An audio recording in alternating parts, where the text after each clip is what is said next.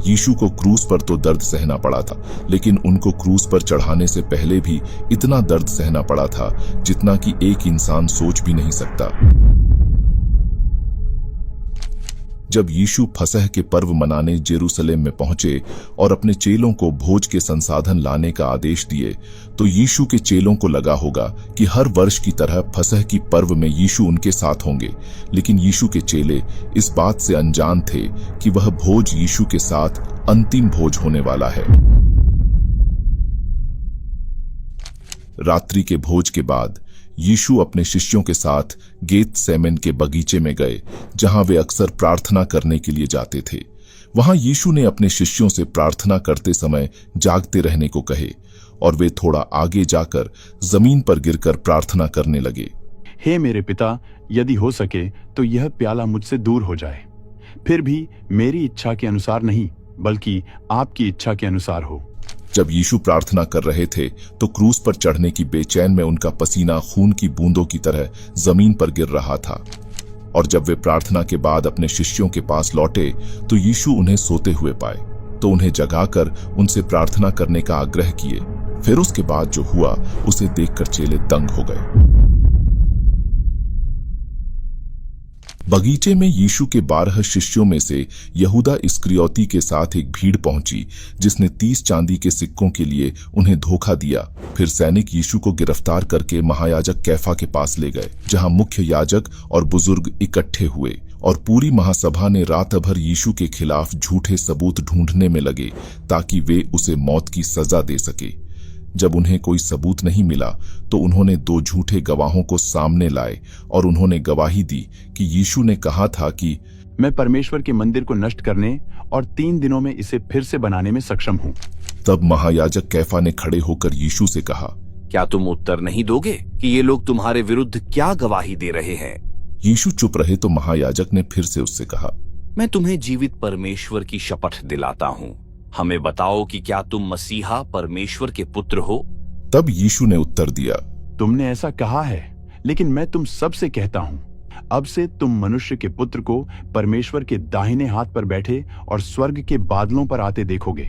यीशु के ये बात को सुनकर महायाजक ने अपने कपड़े फाड़े और कहा, उसने ईश्वर की निंदा की है, हमें और गवाहों की क्या जरूरत है? देखो, अब तुमने ईश्वर की निंदा सुन ली है, अब तुम लोग क्या सोचते हो?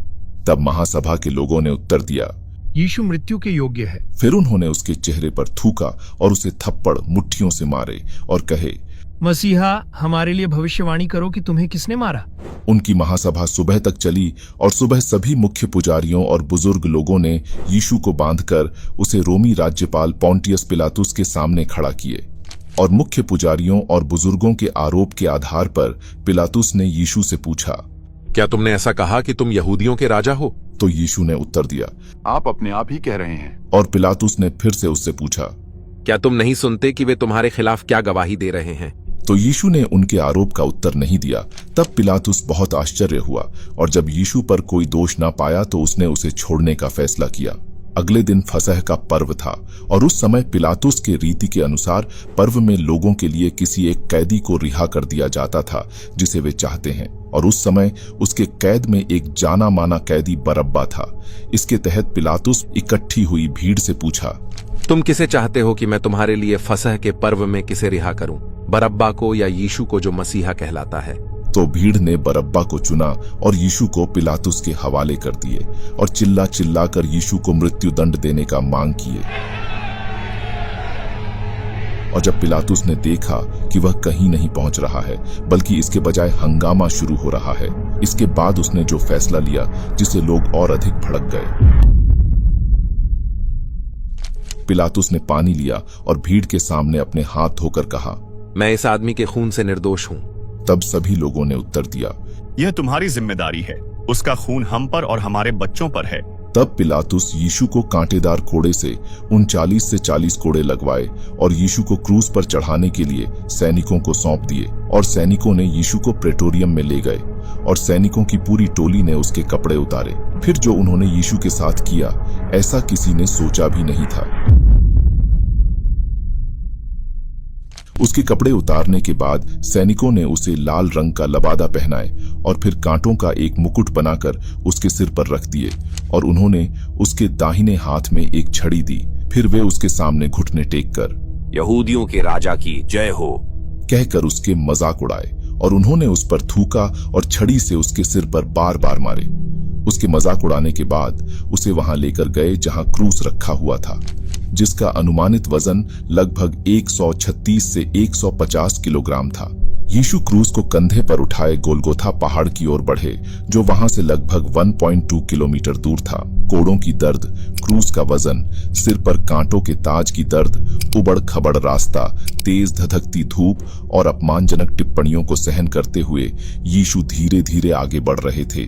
बढ़ते हुए 3 बार गिरकर उठ खड़े हुए और चलते ही रहे। और जब यीशु के चलने की गति बहुत धीमी हो गई तो सैनिकों ने सिमोन नामक एक व्यक्ति को यीशु के क्रूस को ढोने के लिए मजबूर किए। यीशु को समौन का साथ मिलने के बाद भी उनको गोलगोथा पहाड़ तक पहुंचने में लगभग 2 से 3 घंटा लगा। गोलगोथा पहाड़ पर पहुंचने के बाद यीशु को क्रूस पर लेटाया गया और हाथ पैर पर किल ठोका गया और जमीन से इतना ऊपर चढ़ाया गया जितना कि उनका पैर जमीन को न छुए। और जब तक यीशु क्रूस पर जीवित थे तब तक पूरे देश में अंधकार छा गया था। फिर दोपहर के लगभग 3 बजे यीशु ने ऊंची आवाज में 2 बार पुकारे और उन्होंने अपना प्राण छोड़ दिए।